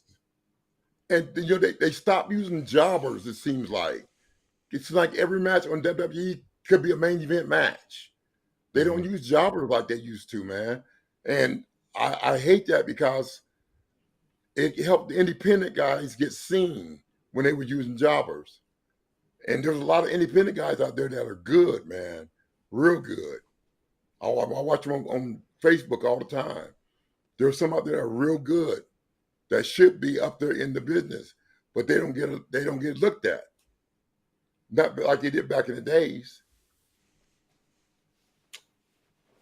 We've talked to a lot of guys on the independent scenes, and we feel that a lot of these guys do belong on TV somewhere, whether if it's Yeah, AEW, WWE, TNA, wherever, they belong on TV. yeah. Got some good talent out there, man, in the independent circus, man. Some real good talent. What did y'all think about that Roderick Jackson thing, man? Oh, we did a video on that. Man, let me tell you. The heat that we got from that video, we ruffled some feathers on that one. But Oh yeah? yeah, we No, ruffled some you ruffle some feathers. Oh, me? Nah, because my thing was I kind of like as a whole I blamed everybody in the situation.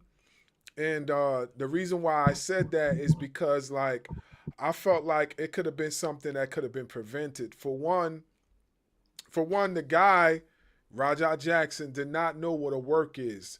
He don't know nothing about wrestling terminology. So that's a red flag right there. So Right. he should have been schooled on wrestling terminology. Two, you know, when the incident occurred with him getting hit over the head with the can, right? That shouldn't even have happened altogether. Because if he didn't know the can was coming, why would you do that? You know what I Oh mean? yeah. And it already caused a chain reaction of events to happen after that could have been prevented. Three, they should have never said he could have got his lick back. They should have never said he should have got his receipt back. Once Yeah. he had once the apology was made and everything was over and done with and he calmed down, they should have kindly escorted him to the door and said, "Bye bye, you gotta go." You know what I'm saying? Exactly. They should have did that. So I felt like even though I didn't agree with what Rajah Jackson did, you know what I'm saying? And I would never agree with something like that. I felt that if the promotion was thinking properly instead of thinking of like all the views and whatever they could got out of it, they could have prevented it because there was plenty of time to do that. Like Yes. like people don't understand. There was like they said it was like 2 or 3 hours in between before the actual event started. So that like they could have like literally stopped the whole entire thing from occurring, but it didn't happen that way. But you know, Raja Raja did the crime. He got served the time because now he's locked up. Yeah. Yeah. That was pretty messed up, man. Yeah, I would I have. kind of feel sorry for the dude, man, because I mean he was out. Yeah, yep. I don't know if he went out when he slammed him and he hit his head or doing that first punch. I don't know. But I he was out, man. I think he went out. He was out when he got slammed because when he did the spine buster, he didn't. There was no protection. He left himself. He let himself go because Stu thought it was still a working match, so he already let his body go. He gave his body up to Rajah Jackson, thinking it was a part of the show, but it really Right. wasn't. Rajah already had in his mind that he was going to hurt this guy. You know what I'm saying? That he was going to hurt Right. him real bad because if you remember, he was on the phone. He was being antagonized by his viewers. He was like, oh yeah, you think I ain't gonna do this? You think I do?" He was like, watch, and then that And it happened. happened. Funny thing is, he's the one in jail, and they are the ones out there laughing. You know what I'm saying? Yeah. And they collected over $200,000 for that guy. Yeah. There was a lot of other professional wrestlers donated to his cause and things like that too. It's funny you mention it. The guy that got Rajah Jackson off of Psycho Stu, he was on SmackDown tonight. Oh, was he? Yeah, they showed a picture of him. He was one of the like you know when they have a segment and they might have some wrestlers come in and play a security guard or Right. do this or do that. He was one of the security guards doing the Jimmy Uso segment. Okay. Yeah, yeah. So you know that was pretty dope. That was pretty dope. Yeah, Yeah, that was wrong, man. He shouldn't have done that. That yeah. was wrong. There were so Definitely. many different ways to handle that. That's what I was You saying. You know. know, And then the that's guy apologized like 3 times. mm-hmm, mm-hmm. You know. Yeah, that's I what don't know, I man. agree. I agree. I agree. I agree. So, speaking of things that has recently happened, what was your thoughts on Hulk Hogan passing away? Mm. Um, it's sad, you know, seeing any of the boys pass away. It's sad, Yeah. you know. But I was disappointed in Hogan, you know, with the racist stuff that he said, you know, on Mm-hmm. the phone. I mean, I was very disappointed, because I didn't know him to be like that. Mm-hmm. But you know, it's sad when any of the boys pass away, man. It's sad, you know. And it seems like the wrestlers are dropping like flies, man. I mean, I want to ask this. And this is a off one. Like nothing. It just came into my head. Why didn't they have a union for professional wrestlers? Now I heard the stories and the reasons behind it, but why don't you think they start something like it now? Because I heard that Hogan stopped those plans from happening and whatever like that. yeah, But Hogan's not here now. You know what I mean? Why right. can't they start something like that now? Because nobody wants to be the one to start it. Nobody wants to be the one to start it because they know that they'll probably get some heat from it. So nobody wants to be the one who starts the union. Why would they give heat to something that will help every single professional wrestler health wise? Like, Brother, I have no idea. I have no idea. But Chicken fit. Vince was totally against that, man. He was totally against the union. wow.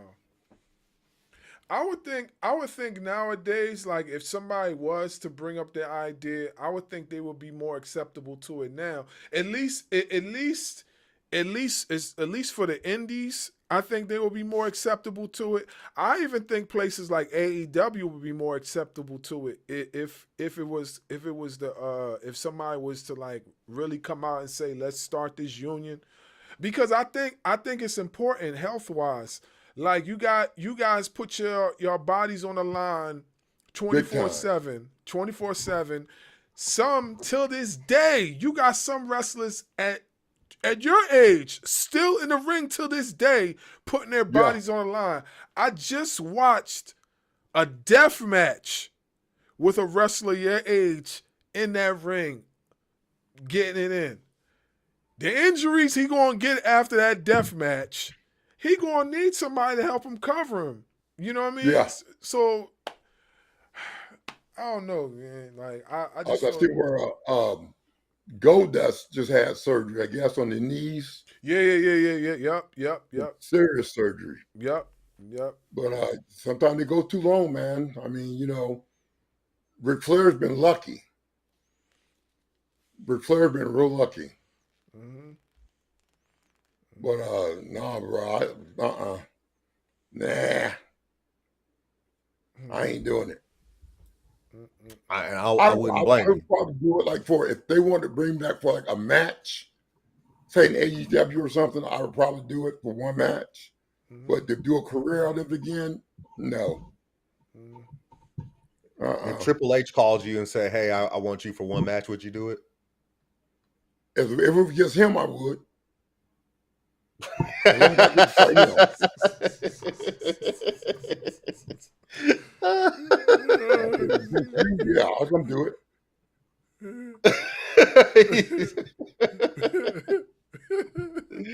He said, "If it was against him, I would." Yeah. I felt that deep down in my soul. Yeah, that was that Pearl River plunge right there. That was that Pearl River plunge right there. Oh, yeah. Yeah. Well, before we let you go, is there anything that you would like to plug? You would like to talk about? Want the people to know that what you got coming up, going on here in the next month or so? Well, no, I was in a car accident a few weeks ago, man, a bad one. I was in a real bad car accident a few weeks ago, and I broke two of my toes, I broke my rib, and I had a concussion. So I won't be doing nothing for a while. But I do got some action figures coming out with what's it Hasto Toys. I got some new action figures coming out, and so Oh, we're gonna be on the lookout for that. Yeah, we yeah, definitely they gonna be grab looking them out out. for that. Yeah, just go on Facebook and look under I think is it Hasto or Hasto? I forgot the name of the company, but yeah, they got a new action figure coming out, and Okay. it's with the Road Warrior shoulder pads on. Okay, so I seen that on your Instagram page. I seen that. Yeah, I seen that. yeah, that should be out for the next few What? months. How can we? How can we get our hands on some merch, like some T-shirts and you know what I mean, stuff like that? Like, where can we go to get some like cool shirts, Ahmed Johnson shirts? Um, I'm about to get some started up myself, man. Okay, I'm about to start, get some shirts and stuff, start doing making them myself. okay, So me and my son. So okay, I'll definitely hit you guys up and let you know when we get them out and okay, send you okay, guys, man. okay. Yeah, we definitely will want some for sure. Yeah, I'll For sure. definitely send you guys some, bro. Okay, all right, thank And you. we would really appreciate that because, like I Mhm. said, we looked up to Ahmed Johnson. We looked up to the guys like Ahmed Johnson and Farouk, and because we saw ourselves in a company where we didn't get to see a lot of ourselves. So when we Right. saw Ahmed Johnson, we saw Farouk and people like that, we was like, "That's my guy." Mhm. Yeah. Mhm. Yeah. I appreciate that, man. I appreciate y'all, sponsors backing me up, man, being fans, man. I really appreciate that, man. We appreciate you. We appreciate you. Like we told you, we was marking out when we when we got the connection with you and everything was like we was like, yo, like that was Ahmed Johnson. We was like, yo, and we was like, we couldn't believe it. We couldn't believe it. But we're just appreciative of the opportunity just to sit here with you and talk with you about the old times in the WWF, WWE, things like that. Just speak about things in general. Like we're grateful. We're grateful. But bro, I enjoyed it, man. I really did. Yeah. I enjoyed it. Y'all had some good questions, man. Y'all So dug deep. before, You got some good questions. hey, we do our research too, man. We do our I see. research. Mm-hmm. I see.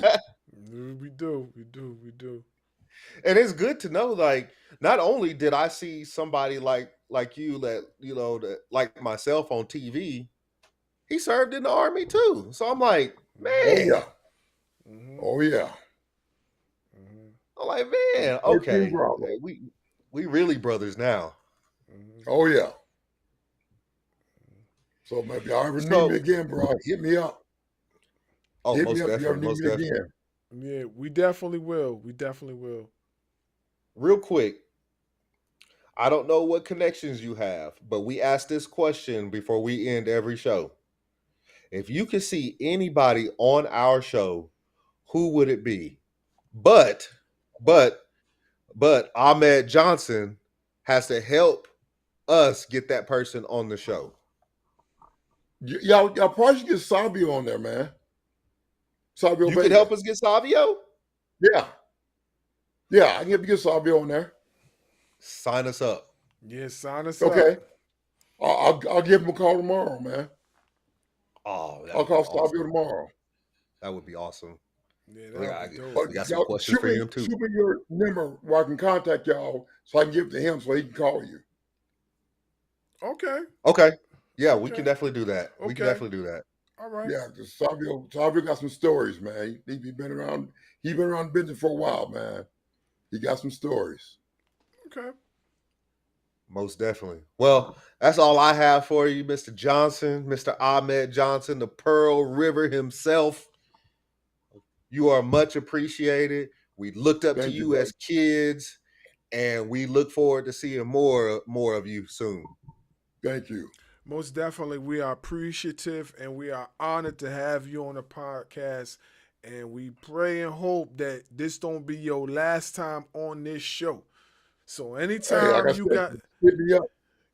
anytime you got something to promote, hit us up. We will Okay, gladly be available to host it for you. Yeah. I sure will. Yeah. So, with that being said, it's the Pearl River Powerhouse, the Insightful One, S. Scott Bars Wrestling Media, and the dynamic Salute Darkwing Dub. Y'all Another catch y'all on the flip, episode, baby. another episode of Ring Ropes and Turnbuckle Podcast. See y'all again soon. Peace. Yeah, man. Y'all had some good questions, bro.